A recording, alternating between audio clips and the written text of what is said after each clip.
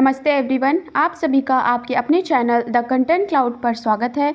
आज इस वीडियो में हम आपके लिए 20 सितंबर 2022 को जो यूपीएससी और ओएआरओ का एग्ज़ाम हुआ था उसका प्रीवियस ईयर पेपर लेकर आए हैं, जिसमें आपका जनरल हिंदी डिस्कस होगा।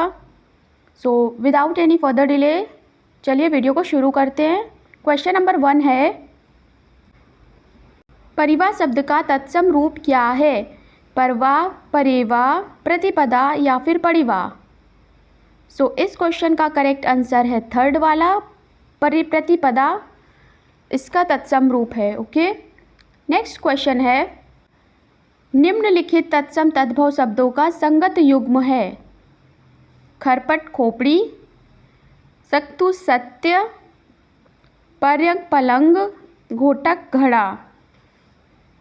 सो इस क्वेश्चन का करेक्ट आंसर है थर्ड वाला। ओके, नेक्स्ट क्वेश्चन है, सो फ्रेंड तत्सम तद्भव का कंप्लीट वीडियो टॉप एमसीक्यूज़ के साथ आपका वीडियो चैनल पर पड़ा है। सो आप उसे ज़रूर देखिएगा, आपका अच्छा रिवीजन होगा। बढ़ते हैं अगले सवाल की ओर। निम्नलिखित में से एक तद्भव शब्द है। आपके ऑप्शंस हैं आंसू, एकत्र, वानर या फिर उच्च। सो इस क्वेश्चन का करेक्ट आंसर है फर्स्ट वाला, आंसू जो है एक तद्भव शब्द है, इसका तत्सम होता है अश्रु। ओके, क्वेश्चन नंबर 4 है, कपित्थ का तद्भव शब्द है?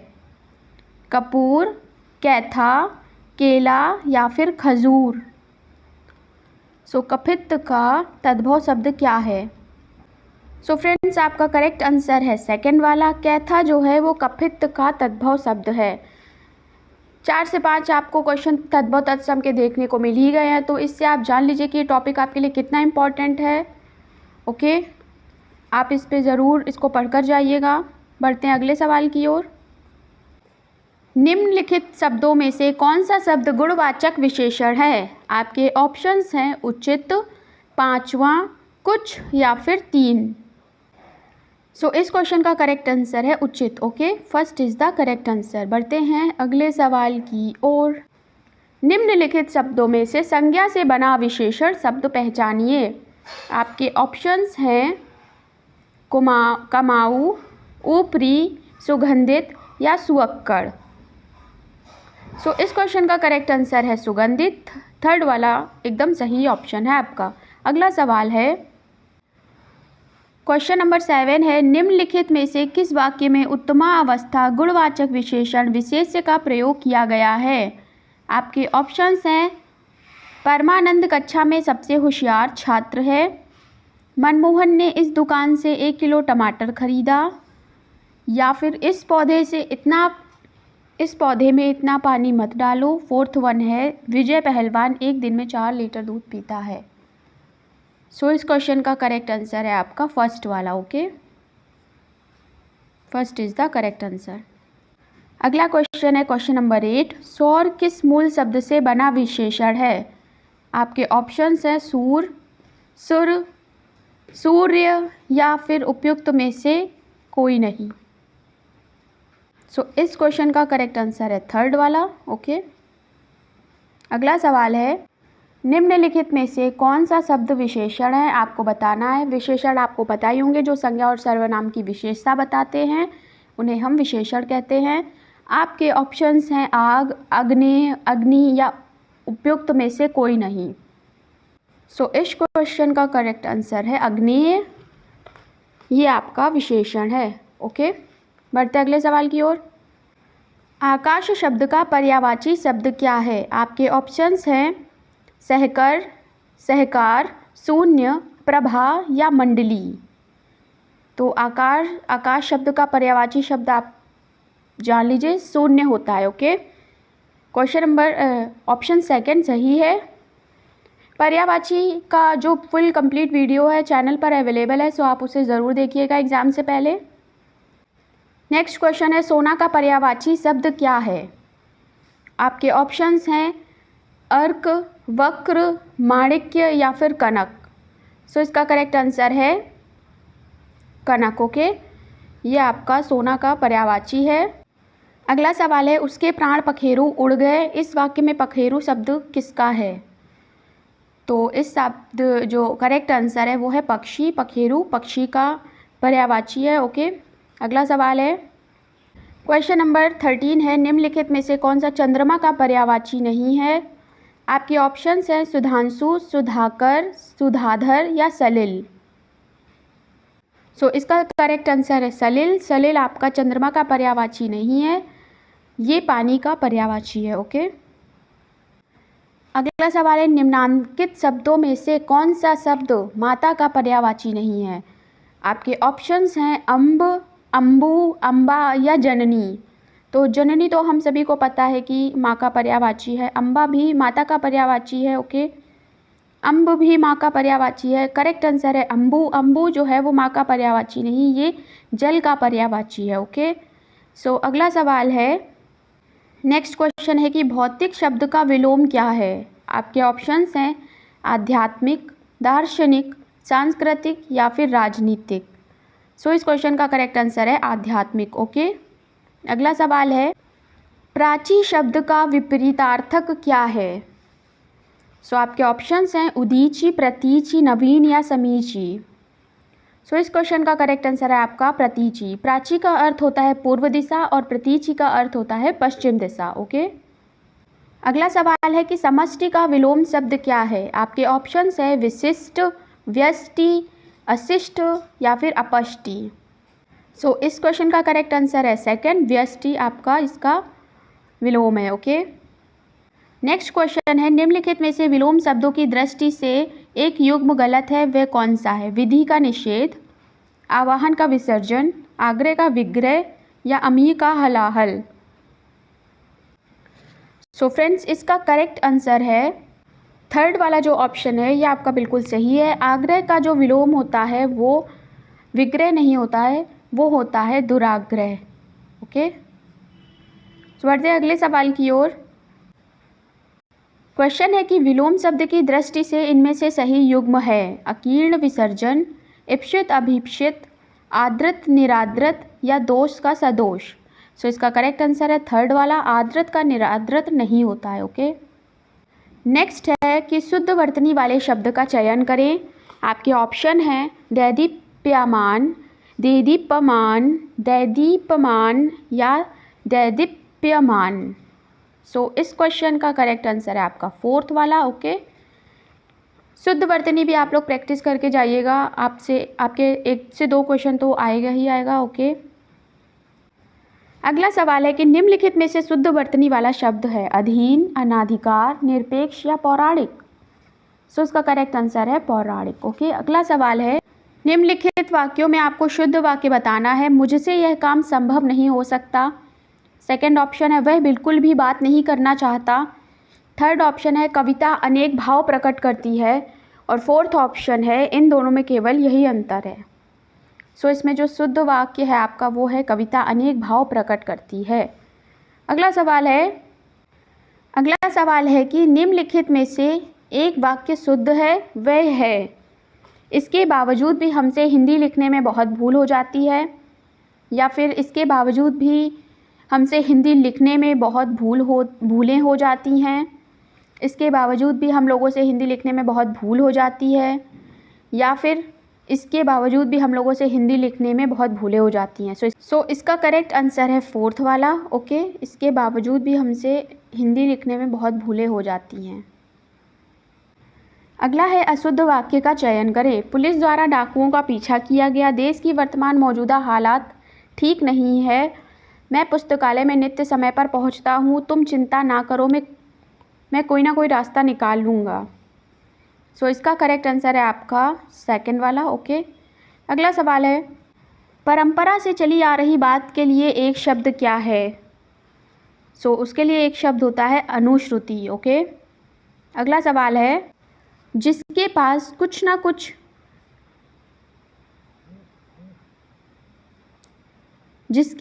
कुछ ना हो वाक्यांश के लिए एक शब्द, सो वो होता है अकिंचन। ओके, अगला सवाल है कि स्वेद से उत्पन्न होने वाला वाक्यांश के लिए एक शब्द क्या होगा। सो उसका करेक्ट आंसर है आपका स्वेदज। ओके, स्वेद का अर्थ होता है आपका पसीना। Okay, sweat. बढ़ते हैं अगले सवाल की ओर। निम्नलिखित में से किस वाक्यांश के लिए एक शब्द दुर्निवार प्रयुक्त होता है? जिसे दूर करना कठिन हो, जिस पर वार करना कठिन हो, जिसे देख पाना कठिन हो, या फिर जिसे जीत पाना कठिन हो। सो इसका करेक्ट आंसर है जिसे दूर करना कठिन हो। ओके, नेक्स्ट क्वेश्चन है, अपरिणीत शब्द में निम्नलिखित में से किस वाक्यांश के लिए प्रयुक्त होता है? आपके ऑप्शंस हैं जिसका परिणाम ना निकलता हो, जिसका विवाह ना हुआ हो, जिसका विवाह हो चुका हो, या फिर जो देखने में प्रतिकर ना हो। सो इसका करेक्ट आंसर है जिसका विवाह ना हुआ हो। ओके, उसके लिए एक शब्द यूज होता है अपरिणित, राइट। अगला क्वेश्चन है, निम्नलिखित में से तत्सम शब्द है दही, जीर्ण, गयंद या गाहक। सो इसका करेक्ट आंसर है जीर्ण। ओके, नेक्स्ट क्वेश्चन है क्वेश्चन नंबर 31, अगहन का तत्सम रूप कौन सा है? आपके ऑप्शंस हैं आग्रहायन, आगहन, आग्रहण या अग्रासन। सो इसका करेक्ट आंसर है फर्स्ट वाला, अग्रहायन। ओके,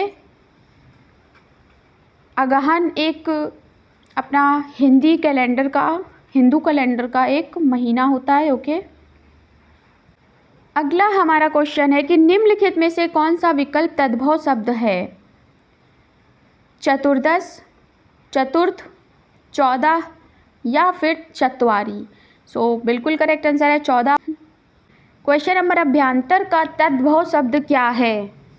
सो आपका ऑप्शंस है अंतर, भीतर, बाहर या गहरा। सो करेक्ट आंसर है भीतर। ओके, अगला सवाल है, करपट का तद्भव रूप क्या है? तो करपट का तद्भव रूप होता है कपड़ा। खरपट का पूछे तो खरपट का तद्भव रूप होता है खोपड़ी। ओके,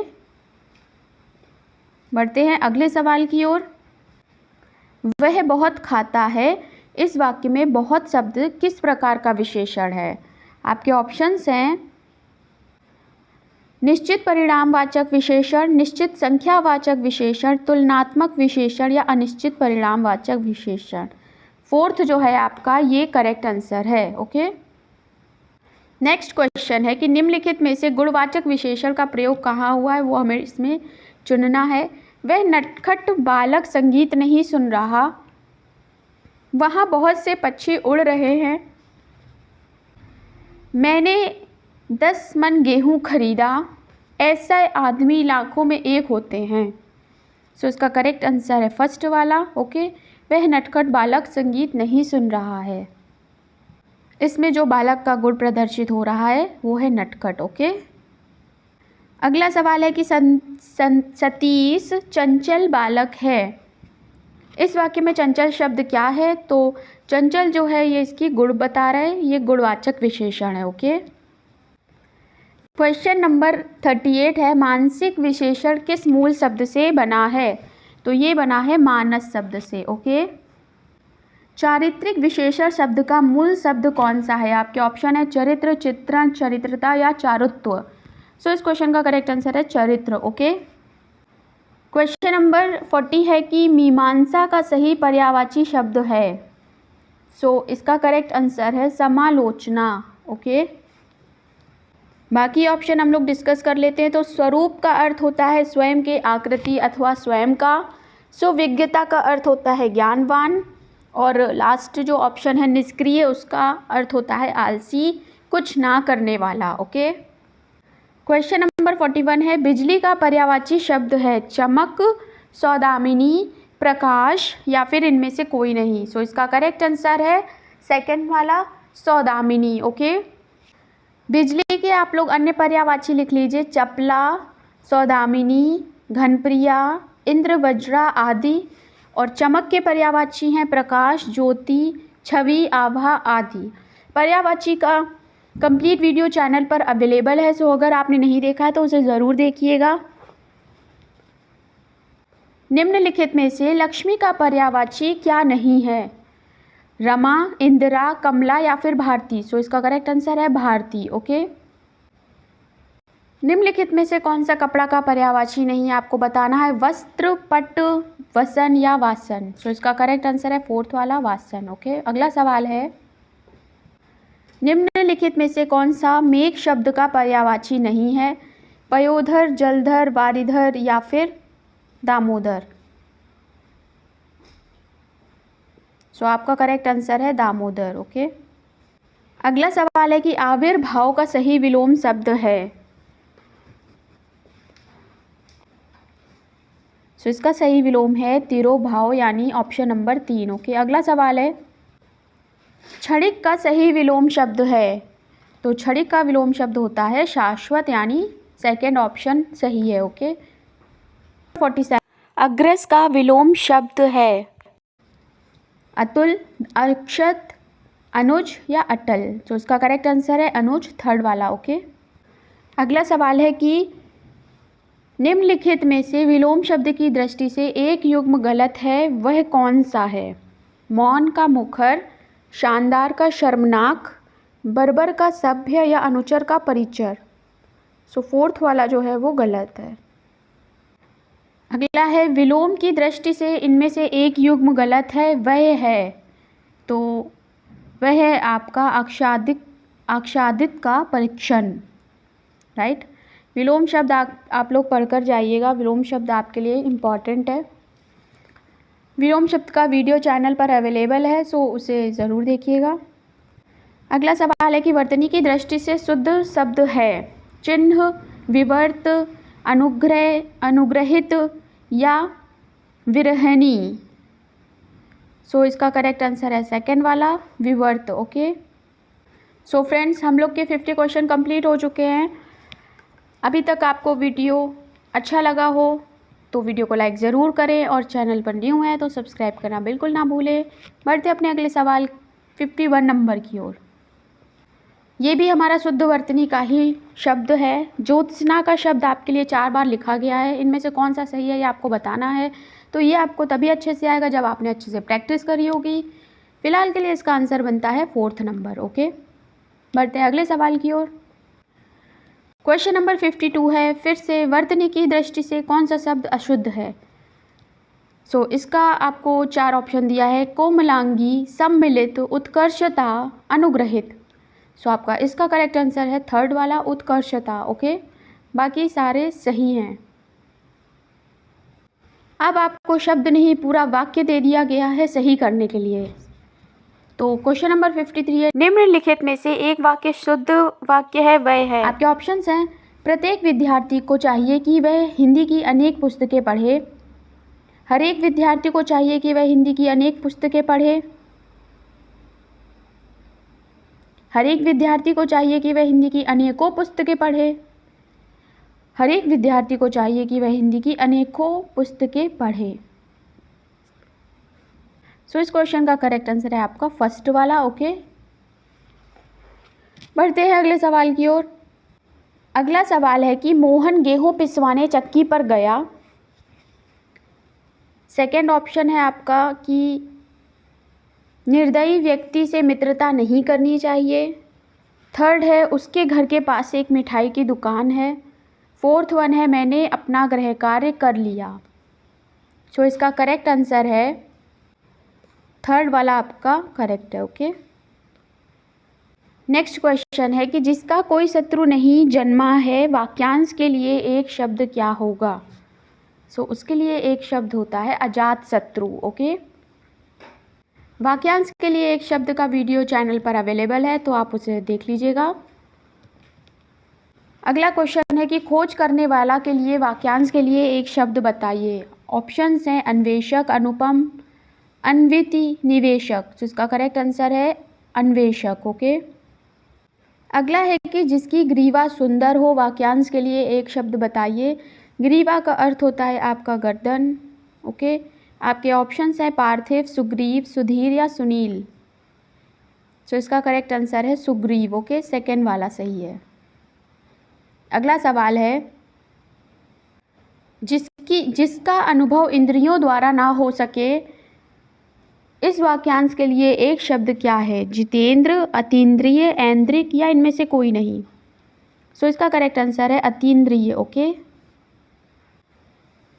59 नंबर है, वाक्यांशों और उनके लिए प्रयुक्त शब्दों के निम्नलिखित युग्मों में सही युग्म का चयन कीजिए।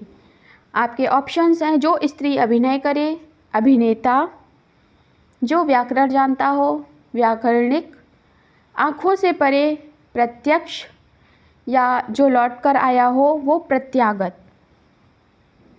सो आपको इसमें बताना है कौन सा युग्म सही है, तो वो है लौट कर आया है। ओके, लौट कर आया हुआ प्रत्यागत कहलाता है। अगला और वीडियो का लास्ट क्वेश्चन है, क्योंकि हमारे हिंदी के पेपर में 60 क्वेश्चंस आते हैं। नेक्स्ट क्वेश्चन है कि तत्सम शब्द आपको बताना है। उछाह, उजाला, उजला, उल्लू या ओष्ठ। सो इसका करेक्ट आंसर है ओष्ठ। ओके, जो ओष्ठ है उसका तद्भव होता है होंठ, right. So friends, I hope आप लोगों को वीडियो अच्छा लगा होगा। अगर वीडियो अच्छा लगा है तो इसे लाइक शेयर ज़रूर करें, और चैनल पर न्यू है तो सब्सक्राइब करना बिल्कुल भी ना भूलें। Thanks for watching.